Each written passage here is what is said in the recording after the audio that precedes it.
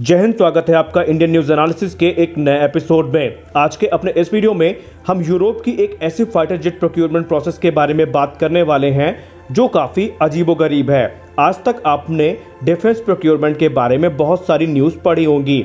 आमतौर पर जब भारत को कोई हथियार लेना होता है तो पहले हम उसकी पेपर वर्क पर जो उसकी स्पेसिफिकेशंस हैं उसको चेक करते हैं।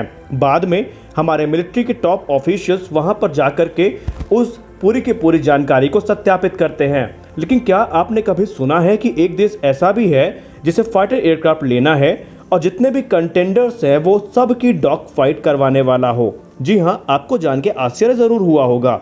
और आज के अपने इस वीडियो में हम एक ऐसे ही देश के बारे में बात करने वाले हैं जो कि एक मेगा प्रोजेक्ट लेके सामने चल रहा है और इससे यूरोप का बिगेस्ट फाइटर जेट डील माना जा रहा है। तो आइए जान लेते हैं वो देश कौन सा है और क्यों उसके प्रोक्योरमेंट प्रोसेस को काफ़ी अजीबोगरीब माना जा रहा है।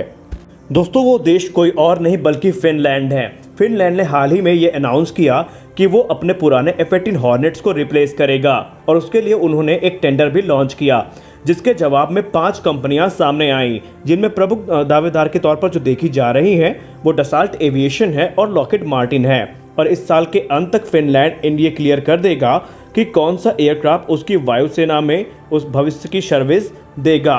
फिलहाल ऐसा माना जा रहा है कि जो पुराने F-18 हॉर्नेट एयरक्राफ्ट हैं इनको लेकर के फिनलैंड काफ़ी ज़्यादा सीरियस है। और फिनलैंड ने पहले ही ये क्लियर कर दिया है कि जो भी बिड यहाँ पे सबमिट की गई हैं वो एक बात का ध्यान रखें कि फिनलैंड की शर्तों के हिसाब से उनको चलना पड़ेगा। यानी पहले फिनलैंड की जो आर्मी है वो उनकी मिलिट्री कैपेबिलिटी को टेस्ट करेगी, उनकी सप्लाई लाइन के बारे में आश्वस्त होगी, उसके बाद जाकर के फिनलैंड इस पूरी की पूरी बिड को क्लियर करेगा।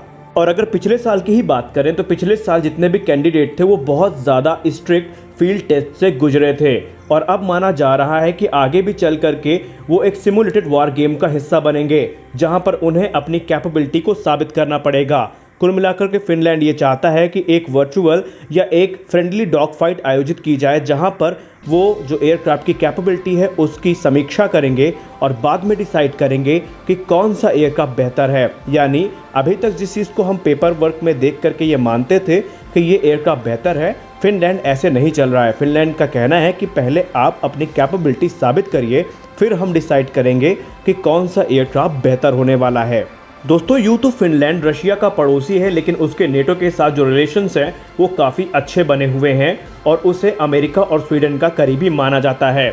लेकिन अमेरिका के करीबी होने के बावजूद भी इस बार अमेरिका के लिए ये डिफेंस डील आसान नहीं होने वाली है, क्योंकि एक के बाद एक जहां अमेरिकी फाइटर जेट्स राफेल के सामने फीके पड़ रहे हैं और कई मरतबा अमेरिका को अपनी पकी पकाई डिफेंस डील से हाथ धोना पड़ा है, तो यहाँ पर भी अमेरिकी फाइटर जेट्स के लिए एक बड़ा खतरा है। लेकिन अमेरिका ने एक ऐसी चाल चली है जो शायद डसाल्ट एविएशन को महंगी पड़ सकती है।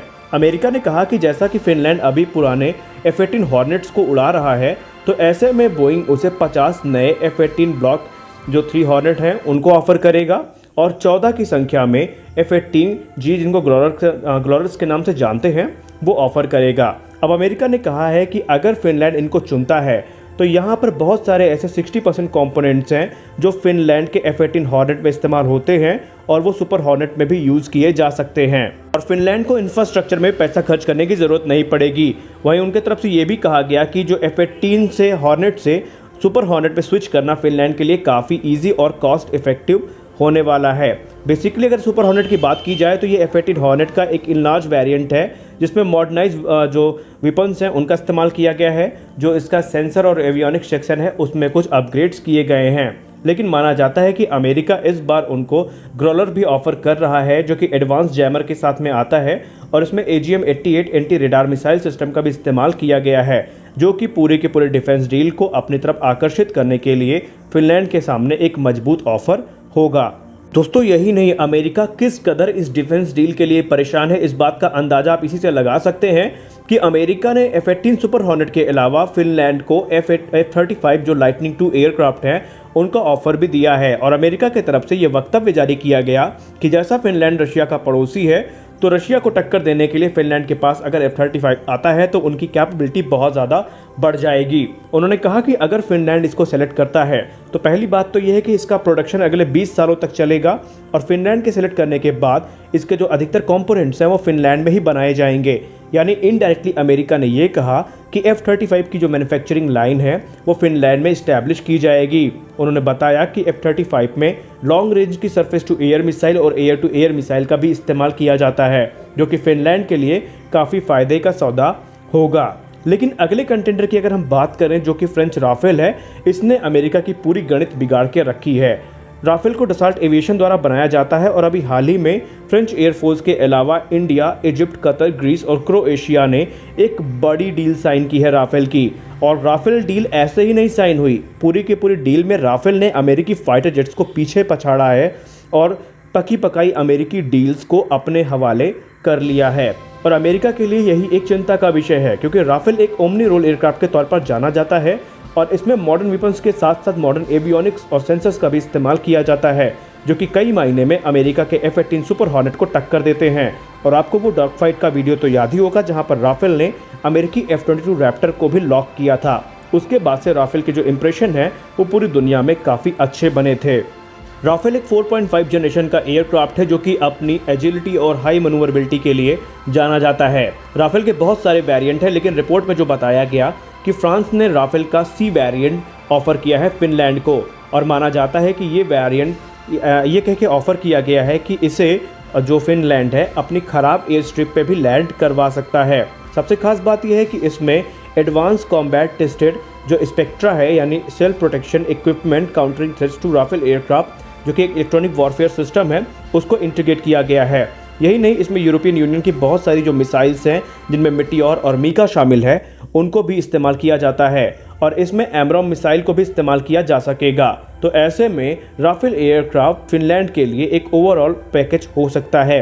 यही कारण है कि फिनलैंड अभी ये कंफ्यूज है कि उसे एडिशनल F-18 हॉर्नेट्स पर जाना चाहिए या फिर राफेल जेट को लेना चाहिए। इसके अलावा आपको बता दें कि जो अगला कंटेंडर है वो है यूरोफाइटर टाइफून।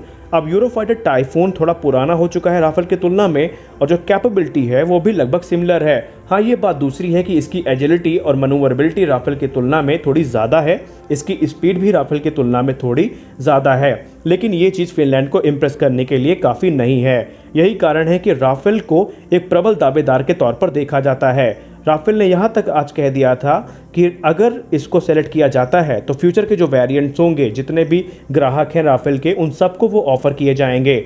और आपको कल की वीडियो तो याद ही होगी जहाँ पर F-5 को लेकर के या राफेल F-5 को लेकर के फ्रांस के वायुसेना के वाइस चीफ ने कहा था कि इसका जो इवोल्यूशन है वो चलता रहेगा, यानी राफेल F-4, F-5 के बाद F-6 और F-7 भी आएंगे और ये सारे एयरक्राफ्ट जो ग्राहक हैं उनको ऑफर भी किए जाएंगे। तो ऐसे में राफेल एयरक्राफ्ट अमेरिका के लिए अब एक सरदर्दी बनता चला जा रहा है, क्योंकि एक के बाद अमेरिका जो डिफेंस डील है राफेल की वजह से हार रहा है। फिलहाल इस डील को लेकर के आपका क्या मानना है? क्या फिनलैंड सही कर रहा है और भारत को भी अपना जो सिलेक्शन प्रोसेस है इसी प्रकार करना चाहिए? आप अपनी राय कमेंट सेक्शन में ज़रूर बताएं। मिलते हैं अपने अगले वीडियो में, तब तक के लिए जय हिंद।